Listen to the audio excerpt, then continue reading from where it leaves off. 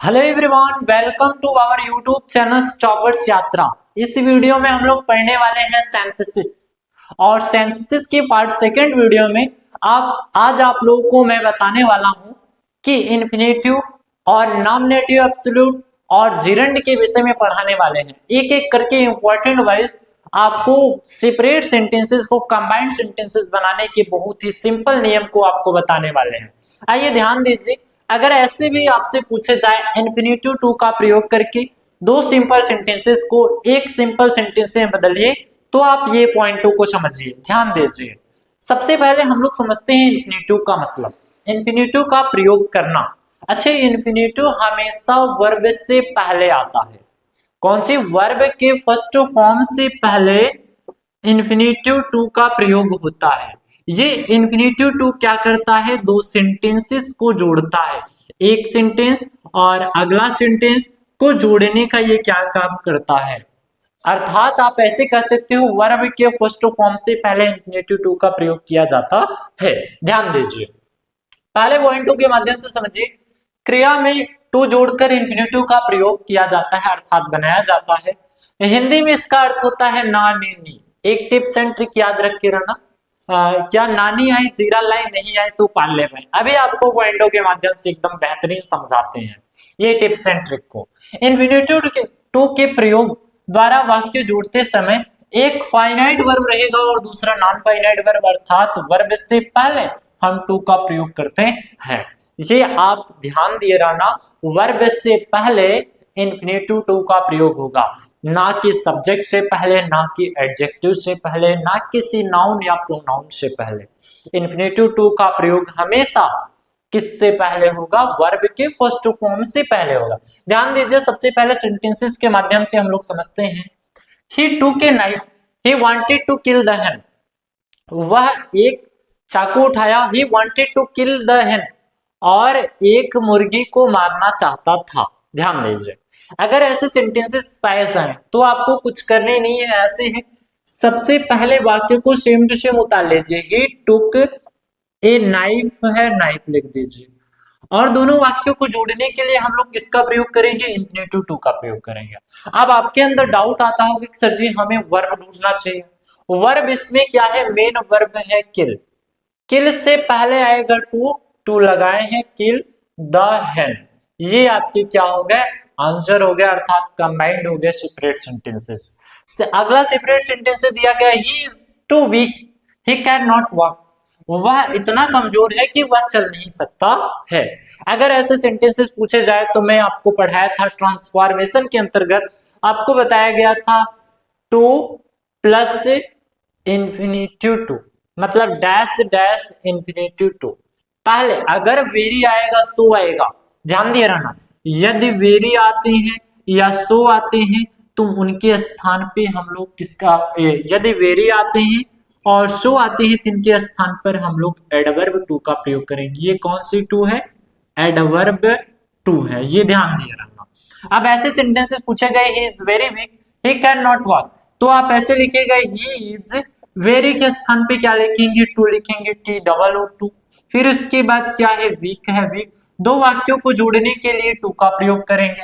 अब यहाँ पर सेंटेंसेस देखिए, वर्ब, वर्ब क्या है? देखिए, ही कैन नॉट वॉक, वर्ब क्या है? वॉक है। इसके बाद वॉक लगा लीजिए और बाकी पूरी सेंटेंसेस को क्या कर दीजिए? एलिमिनेट कर दीजिए। आई होप यहां तक आपको समझ में आ रहे हैं। नेक्स्ट देखिए जल्दी से, I am living for Kolkata, I shall leave there. इसको चेंज करते समय सबसे पहले फर्स्ट वाक्य को आप क्या करेंगे? सेम टू सेम लिख देंगे, आई एम लिविंग फॉर, इसके बाद लिखा गया है कलकत्ता। फिर इसके बाद दो वाक्यों को जोड़ने के लिए टू का प्रयोग करेंगे। अब इन सेंटेंसेस में देखिए वर्ब क्या है? मेन वर्ब क्या है? लीव है, यहां पे लिख दीजिए लीव देयर। लास्ट में क्या लगाएंगे? फुल स्टॉप लगाएंगे। ये आपके क्या हो गए? सेपरेट सेंटेंसेस को कंबाइंड सेंटेंस कर दिया गया। ध्यान दीजिए, आगे के है सेपरेट सेंटेंसेस को कंबाइंड सेंटेंसेस में बदलने के लिए। The book was very difficult, यह किताब बहुत कठिन है, किताब बहुत कठिन है। सी कैन नॉट अंडरस्टैंड, वह समझ नहीं सकती थी। इसको चेंज करते समय आप क्या लिखेंगे? द बुक है, बुक लिखेंगे। फिर इसके बाद है वाज लिखेंगे। वेरी के स्थान पे हम लोग टू का प्रयोग करेंगे, एडवर्ब टू। इसके बाद लिखेंगे डिफिकल्ट है, डिफिकल्ट लिख देंगे, और दो वाक्यों को जोड़ने के लिए टू का। अब एलिमिनेशन वाले मेथड पे आइए भाई, वर्ब को हमें सिर्फ रखना है, एलिमिनेट ये सभी होंगे, अंडरस्टैंड है, understand, do you understand the topic. ध्यान दीजिए, सबसे पहले इसमें आपको कुछ करना नहीं था, पहले सेंटेंस को सेम टू सेम उतार लेने चाहिए थे, और दूसरे सेंटेंस में वर्ब ढूंढना है, इन्फिनिटिव के बाद हमेशा वर्ब, और वर्ब के अगर और कोई सेंटेंसेस पाए जाते हैं और कोई वर्ड पाए जाते हैं तो उनको भी सेम टू सेम उतार लेने हैं। आई होप यहां तक आप समझ गए होंगे। आप आइए हम लोग नॉमिनेटिव एब्सोल्यूट को समझते हैं। सबसे पहले आप समझिएगा नॉमिनेटिव एब्सोल्यूट किसे कहते हैं। ये वाक्य में कर्ता ही रहते हैं, अर्थात सब्जेक्ट ही रहते हैं। ये सब्जेक्ट अपने में ही फ्री रहते हैं, अर्थात स्वतंत्र रहते हैं, उसे आप क्या कहते हो, नॉमिनेटिव एब्सोल्यूट कहते हो। ये पिछली वीडियो में कमेंट में आप कोई बच्चा कमेंट में पूछा था सर जी नॉमिनेटिव एब्सोल्यूट किसे कहते हैं, अर्थात नॉमिनेटिव एब्सोल्यूट के नियमों को एक्सप्लेन करिए। आइए हम लोग इस वीडियो में पढ़ने वाले हैं, ध्यान दीजिए। नॉमिनेटिव एब्सोल्यूट का प्रयोग करके हम लोग वाक्यों को कंबाइन करेंगे, ध्यान दिए रहना। नॉमिनेटिव एब्सोल्यूट उस सब्जेक्ट को कहते हैं जो वाक्य में क्या रहता है, स्वतंत्र रहता है, उसी को कहेंगे जो वाक्य में फ्री रहेगा, अर्थात इंडिपेंडेंट क्लॉज से जोड़ भी सकते हो। ध्यान दिए रहना, यह पार्टिसिपल से पहले प्रयोग होता है, ऐसे कर्ता को पर कोई क्रिया पर कोई भी प्रभाव नहीं पड़ता है, क्योंकि यह ना तो फाइनाइट वर्ब का कर्ता होता है ना तो कर्म होता है। ये ध्यान दिए रहना, ना तो ये फाइनाइट वर्ब का कर्ता रहेगा ना तो कर्म रहेगा। ये कौन से, ये नॉमिनेटिव एब्सोल्यूट का प्रयोग करेंगे, ध्यान दीजिए। जैसे एग्जांपल लिखेगा, the sun having set the stars come up in the sky. ध्यान दो, ये सेंटेंस में ये जो सब्जेक्ट है अर्थात ये सन है, ये क्या है, नॉमिनेटिव एब्सोल्यूट है। और वाक्य में नॉमिनेटिव एब्सोल्यूट क्या है, मीटिंग। इस वाले वाक्य में मीटिंग नॉमिनेटिव एब्सोल्यूट है। और आप ध्यान दिए रहना, जब भी नॉमिनेटिव एब्सोल्यूट आएगा ये अलग अलग वाक्यों में अलग अलग सब्जेक्ट्स पाए जाएंगे। अगर अलग अलग वाक्यों में अलग अलग सब्जेक्ट्स पाए जाते हैं तो नॉमिनेटिव एब्सोल्यूट अपने में ही स्वतंत्र रहने का काम करते हैं। आइए पॉइंटों के माध्यम से समझते हैं, ध्यान दीजिए। The sun having set the stars come up in the sky. यहाँ पर सन क्या थे, नॉमिनेटिव एब्सोल्यूट थे, और मीटिंग कैसे थे, नॉमिनेटिव एब्सोल्यूट थे, और इन वाक्य में स्टार्स भी क्या थे, नॉमिनेटिव एब्सोल्यूट का ही काम कर रहे थे, और मेंबर भी नॉमिनेटिव एब्सोल्यूट का ही काम कर रहे थे। ये पॉइंटों को आप याद रखे रहना। अभी मैं आपको एग्जांपल के माध्यम से सिखाऊंगा, ध्यान दीजिए। अगर ऐसे क्वेश्चन पूछे जाते हैं, रूल नंबर नेक्स्ट में आप समझिएगा, यदि ध्यान दीजिए जब वाक्य में क्रियाएं क्या पाया जाए, इज, एम, आर, वाज, वर का प्रयोग हो तो प्रयोग नहीं होता है, अर्थात ये क्रिया के रूप में ना रहे तो सब्जेक्ट के पश्चात हम लोग क्या लगाएंगे, बीइंग का प्रयोग करेंगे। रूल नंबर नेक्स्ट में समझिएगा, सब्जेक्ट के बाद अगर हम हैविंग का प्रयोग कर रहे हैं तो वो एक्टिव वॉइस में बनेगा। यदि हम सब्जेक्ट के बाद हम हैविंग बीइंग का प्रयोग कर रहे हैं तो कौन सी वॉइस बनेंगे, पैसिव वॉइस। अर्थात पैसिव वॉइस में हैविंग बीइंग का प्रयोग करते हैं, एक्टिव वॉइस में हैविंग का प्रयोग करेंगे। ये आप रूल को याद रखिए रहना। आइए हम लोग कुछ एग्जाम्पल के माध्यम से समझते हैं। अगर आप लोग को एग्जाम्पल के माध्यम से एक एक करके समझ में आते हैं तो कमेंट बॉक्स में एक अच्छा सा कमेंट फेंक के मारिएगा। नॉमिनेटिव एब्सोल्यूट के एग्जाम्पलों के माध्यम से आइए आप लोग देखते हैं कुछ क्वेश्चनों को, ध्यान दीजिए।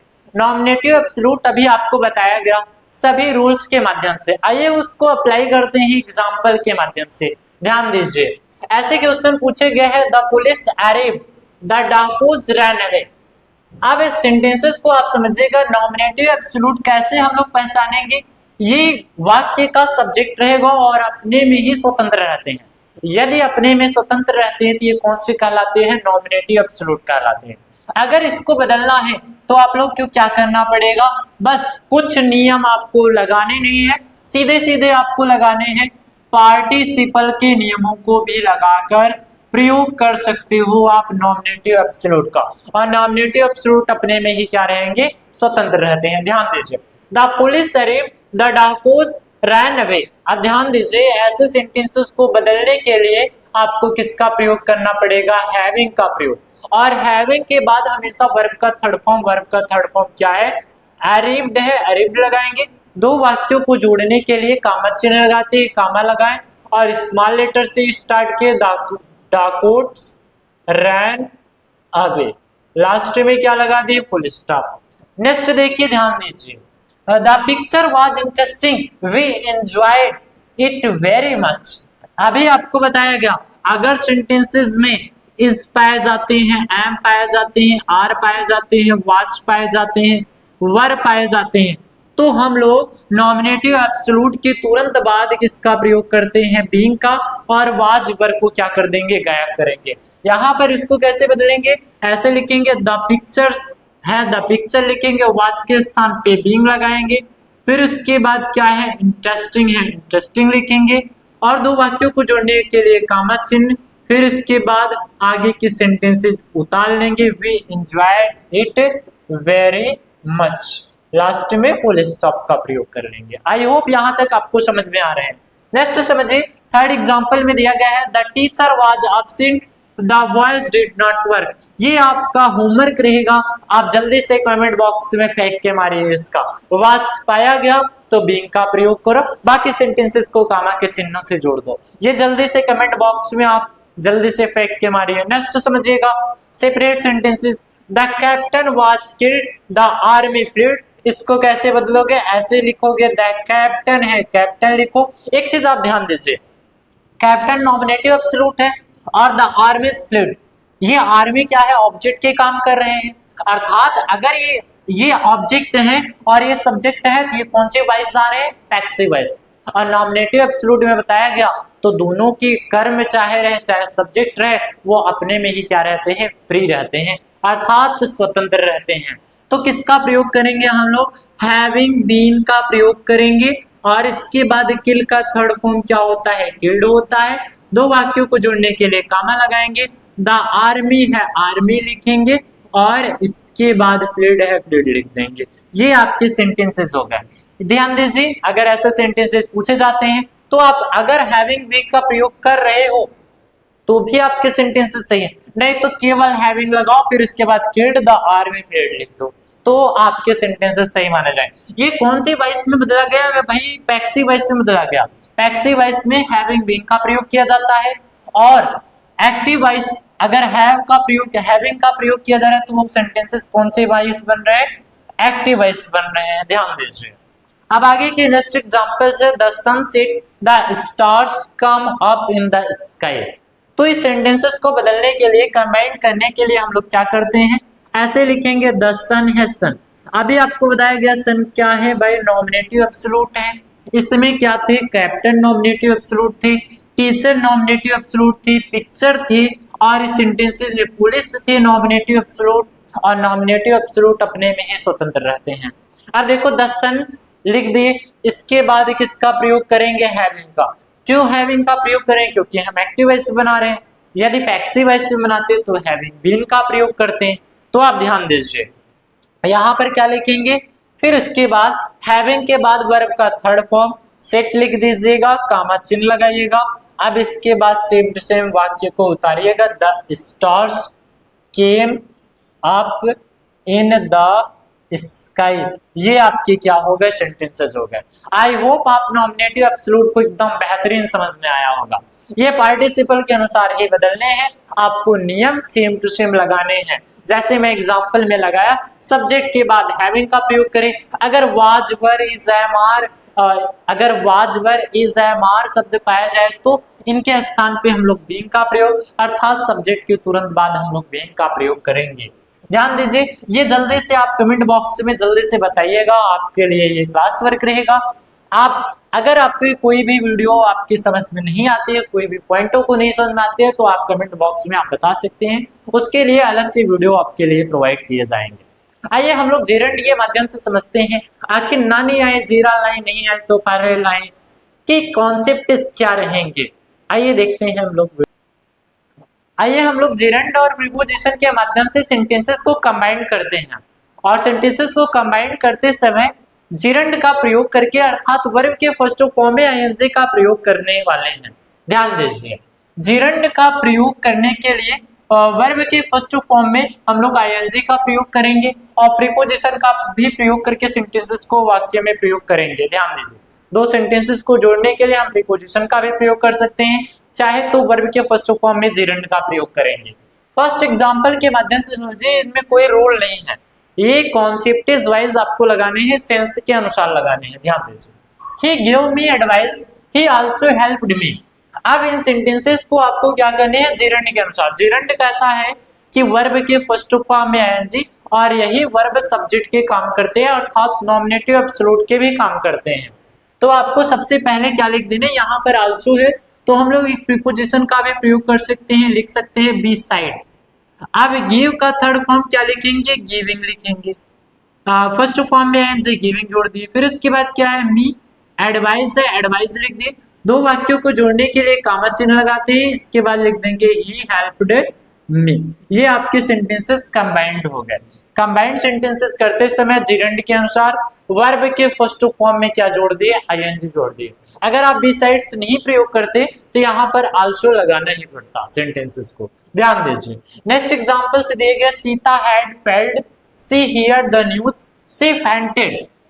अगर ऐसे सेंटेंसेस पूछे जाए तो आप सेंटेंसेस में सबसे पहले वर्ब के फर्स्ट फॉर्म में आईएनजी जोड़िए। She had failed, she hear the news, she fainted. तो सबसे पहले हम लोग लिख देते हैं हियर का फर्स्ट फॉर्म में आईएनजी जोड़ेंगे तो क्या होगा, हियरिंग होगा, हियरिंग लिख देंगे। और हम ऑन का प्रयोग करें, ऑन हियरिंग। क्यों ऑन का प्रयोग करें, एक प्रीपोजिशन का प्रयोग किया। On hearing the news of, किसका न्यूज सुन रहे हैं भाई, फेल होने का, फेलियर। फिर इसके बाद कामा का चिन्ह लगाएंगे, सीता फेंटेड, क्योंकि यहाँ पर सी और सी एलिमिनेट होंगे, किसके अनुसार, सीता के अनुसार। यहाँ पर क्या लिख दे, सीता फेंटेड। आई होप यहाँ तक कॉन्सेप्ट क्लियर हो गए। इसका कैसे चेंज हुआ, वर्ब के फर्स्ट फॉर्म में एनजी जोड़े, on hearing the news of failure Sita fainted. Next समझिए, थर्ड एग्जांपल दिए गए, Sita bought a pen, she give 5 rupees for it. Sita एक कलम खरीदी, वह 5 रुपए उसके लिए दी। तो आप ऐसे कह सकते हो, सीता 5 रुपए में एक कलम खरीदे। तो ऐसे लिख सकते हो, क्या लिखोगे, सीता है सीता लिखेंगे, बॉट है बॉट लिखेंगे, ए पेन। अब हम प्रीपोजिशन का प्रयोग कर रहे हैं। यहाँ पर देखो सीता और सी एलिमिनेट होंगे, गिव भी एलिमिनेट होगा। यहाँ पे लगाएंगे फॉर, कितने रुपए दी भाई, 5 रुपए, 5 रुपीज। यहाँ पर 5 रुपीज आर रहना चाहिए, तो 5 रुपीज हो जाएगा। नेक्स्ट समझिए, नेक्स्ट दिएगा, she helped me, I would have failed. अगर ऐसे सेंटेंसेस पूछे जाए तो सबसे पहले आप सेंटेंसेस को लिखिएगा, अर्थात फाइनाइट वर्ब के सेंटेंसेस को लिखिएगा। सबसे पहले हम लोग क्या लिखेंगे, आई वुड है, आई वुड लिख दिया। फिर उसके बाद है हैव लिख दिया। फिर उसके बाद फेल्ड है, फेल्ड लिख दिया। एक प्रीपोजिशन का प्रयोग करें जब भी, देखिए आप कमेंट बॉक्स में आप पूछेंगे सर प्रीपोजिशन क्यों आप फॉर का प्रयोग करें, क्यों विथआउट का प्रयोग करें, क्यों बिसाइड का प्रयोग करें। ये प्रीपोजिशन वाली क्लास आपको पढ़नी है एकदम बेहतरीन तरीके से। कमेंट बॉक्स में वो आपकी लिंक मिल जाएगी, उसके अनुसार आपको पढ़ लेने हैं, और तो आपको समझ में आएगा सेंटेंसेस के अनुसार हम कौन से सेंटेंस का प्रयोग कर रहे हैं, किस सेंटेंस में कौन से प्रीपोजिशन का प्रयोग कर रहे हैं। यू हेल्प्ड मी है तो आई वुड हैव फेल्टेड है, तो हम एक प्रीपोजिशन का प्रयोग करें, प्रीपोजिशन लगा रहे विथआउट। अब इसके बाद किसकी मदद की, तुम्हारी मदद की, without your helped, without your helped. ये आपके क्या हो गए, सेंटेंसेस हो गए। आई होप जिरंड वाले सेंटेंसेस आपको समझ में आएंगे। इसके बाद हम लोग पढ़ने वाले हैं एडजेक्टिव के अनुसार सेंटेंसेस को कंबाइन करने के नियमों को। आइए इस वीडियो में हम लोग पढ़ने वाले हैं। नेक्स्ट एडजेक्टिव का प्रयोग करके सेंटेंसेस को कंबाइन करेंगे हम लोग। ध्यान दीजिए, सबसे पहले एडजेक्टिव के नियमों के विषय में हम लोग समझने वाले हैं। जब दो वाक्यों में से किसी एक वाक्य में ऐसे विशेषण का प्रयोग किया जाए जो दूसरे वाक्यों में किसी संज्ञा की विशेषता प्रकट करता है, तो उस विशेषण मुख्य वाक्य में नाउन रखकर सिंपल सेंटेंसेस बनाते हैं। कुछ समझ में आया, हमें भी नहीं समझ में आया। आइए पॉइंटों के माध्यम से हम लोग एग्जांपल्स के माध्यम से, इसका रूल्स का कहने का एक ही उद्देश्य था, भैया एक नाउन रहे, नाउन से पहले ले क्या हुआ, एडजेक्टिव रख दो। अगर ऐसे सेंटेंसेस आते हैं ये एडजेक्टिव का प्रयोग करके हम सेंटेंसेस को कंबाइंड करेंगे। ध्यान दीजिए, ऐसे सेंटेंसेस हैं, a boy come to my office, एक लड़का मेरे ऑफिस आया, द बॉय वाज ब्लाइंड, और वो लड़का कैसा था भाई, अंधा था। तो आप ऐसे कर सकते हैं, एक अंधा लड़का मेरे घर आया, मेरे ऑफिस आया ना, तो यहां पर ऐसे लिख दीजिए, a blind man came to my office. यहां पर ए ब्लाइंड मैन नहीं, ब्लाइंड बॉय है, blind boy came to my office. ये सेंटेंसेस आपके क्या हो गए, कंबाइंड हो गए। ऐसे सेंटेंसेस आपसे पूछे जाएंगे। नेक्स्ट ध्यान दीजिए, Ram give a rupee to a man, the man was lame. अगर ऐसे सेंटेंस, अब इस सेंटेंस में एडजेक्टिव पहचाने, एडजेक्टिव क्या है, नाउन या प्रोनाउन की विशेषता प्रकट करने वाले लेम है। इसमें क्या थे भाई, इसमें ब्लाइंड थे, इसमें क्या है, नोटोरियस है। ये बस आपको सेंटेंसेस में समझने हैं और नाउन से पहले रख देने हैं। ध्यान दीजिए, ऐसे सेंटेंसेस को लिखिए, राम गिव ए रूपी। अब नाउन से पहले आपको लिखने हैं, नाउन से पहले क्या लिखेंगे, टू ए लेम मैन। बस आपके सेंटेंसेस हो गए, ये सभी एलिमिनेट हो जाएंगे, इसमें का ये भी एलिमिनेट हो जाएगा। आई होप यहां तक आपको समझ में आ रहे हैं। नेक्स्ट समझिए, the police catch a thief, the thief was notorious. ध्यान दीजिए, अगर ऐसे क्वेश्चन पूछे जाए तो आपको कंबाइंड करते समय सेंटेंसेस को आसानी से लगाने हैं, आपको एडजेक्टिव पहचानने हैं। एडजेक्टिव हमेशा नाउन या प्रोनाउन से पहले आते हैं। ध्यान दीजिए, कैसे लिखेंगे, द पुलिस है, द पुलिस लिख दीजिए, कैच जो है कैट लिखेंगे, फिर उसके बाद ए थीफ है, ए थीफ लिखेंगे। अब यहाँ पर दो वाक्यों को जोड़ने के लिए, जोड़ेंगे नहीं, क्योंकि देखो ये नाउन है, नाउन से पहले हमें एडजेक्टिव आने चाहिए थे, ये थी तो क्यों पहले आ गया भाई। यहाँ पे लिखो नोटोरियस, हाँ, फिर इसके बाद थीप है, थीप लिख देंगे, लास्ट में फुल स्टॉप लगा देंगे। आई होप आपको एडजेक्टिव के रूल समझ में आ गए। नेक्स्ट फिर से आप एडजेक्टिव के रूल को समझिए। एडजेक्टिव के ध्यान दीजिए, आपको एडजेक्टिव पहचाने हैं दूसरे सेंटेंसेस में, और पहले सेंटेंसेस में नाउन से पहले रख देने हैं। यहाँ पर नाउन क्या थे, बॉय थे, बॉय से पहले हम लोग क्या रख दिए, एडजेक्टिव रख दिए। यहाँ पर क्या थे, मैन थे, मैन से पहले रख दिए, एडजेक्टिव रख दिए, और बाकी एलिमिनेट किए। और यहाँ पर थीप थे नाउन, और थीप से पहले क्या रख दिए, एडजेक्टिव रख दिए। ये क्या थे, ये एडजेक्टिव थे, ये क्या थे, नाउन थे, और ये भी क्या थे, ये नाउन थे, और ये क्या थे, एडजेक्टिव थे, और ये नाउन थे, ये बॉय नाउन थे, और ब्लाइंड क्या थे, एडजेक्टिव थे। और एडजेक्टिव के रूल से सबसे ज्यादा आसान है, नाउन से पहले रख दो, बस आपके सेंटेंसेस क्या हो गए, कंबाइंड हो गए। आइए हम लोग कंजक्शन के माध्यम से समझते हैं नेक्स्ट रूल्स को, और कंजक्शन एंड का प्रयोग करके सेंटेंसेस को कंबाइन करते हैं। आखिर सिंपल सेंटेंसेस में कंजक्शन का प्रयोग करना एक कंबाइंड सेंटेंसेस में बहुत ही उचित तरीके से प्रयोग किए जाते हैं। ध्यान दीजिए, जब भी हम दो सब्जेक्ट्स को जोड़ेंगे, दो सेंटेंसेस को जोड़ेंगे, तो कंजक्शन वर्ड से ही जोड़ेंगे। आप जानते हैं conjunction is a word which mainly join together sentence and sometime words. Conjunction दो वाक्यों को या दो शब्दों को जोड़ने का काम करता है, और इस वीडियो में हम लोग एंड कंजक्शन का प्रयोग करके जोड़ने वाले हैं। ध्यान दीजिए, सेंटेंसेस डायरेक्ट एग्जांपल के माध्यम से आपको एग्जांपल्स में खेलने हैं ज्यादा से ज्यादा। सेपरेट सेंटेंसेस में, I want to buy a pen, मैं एक कलम खरीदना चाहता हूं। I want to buy a pencil, मैं एक पेंसिल भी खरीदना चाहता हूं। ऐसे सेंटेंसेस पूछे जाए तो मैं एक पेंसिल और कलम खरीदना चाहता हूं, तो ऐसे सेंटेंसेस आप बना लो, कंबाइन करो, ऐसे लिख सकते हो, I want to buy a pen and a pencil. ये आपके क्या हो गए, सेंटेंस हो गए। नेक्स्ट समझिएगा एग्जांपल के माध्यम से, Ram went to Kanpur, full stop लिखा गया है, Mohan also went with Ram.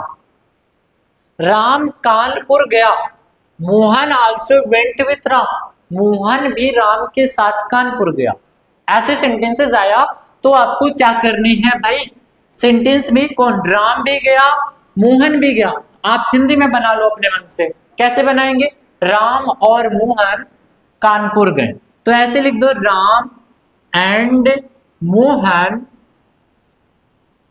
Went to Kanpur. ये आपके क्या हो गए, कंबाइंड हो गए सेंटेंसेस। आगे के नेक्स्ट क्वेश्चन समझिए। नेक्स्ट में लिखा गया है आई साई ब्लैक काउ। आई साई ब्लैक काउ, मैं एक काली गाय देखा। आई साई व्हाइट काउ आल्सो, और एक सफेद गाय भी देखा। तो ऐसे सेंटेंसेस को, मैं एक सफेद गाय और काली गाय सीधे सीधे बोला ना, तो ऐसे सेंटेंसेस को सिंपल बनाओ, कंबाइंड में प्रयोग करो। ऐसे लिखोगे I saw a black cow and a white cow. ये आपके कौन से टेस्ट हैं। आइए हम लोग एक एग्जांपल्स को आपको पूछते हैं, जल्दी से आप कमेंट बॉक्स में फेंक के मारिएगा। ध्यान दीजिए, सेपरेट सेंटेंसेस आपको बोल रहे हैं, ये आप कमेंट बॉक्स में जल्दी से आंसर बताइएगा। यहां पर लिख रहे हैं he was eating mango, full stop लगा रहे हैं, नेक्स्ट बोल रहे हैं he was eating risol। अगर ऐसे सेंटेंसेस पूछे जाए तो आप कंजक्शन एंड का प्रयोग करके बनाइए। जल्दी से कमेंट बॉक्स से बनाइए।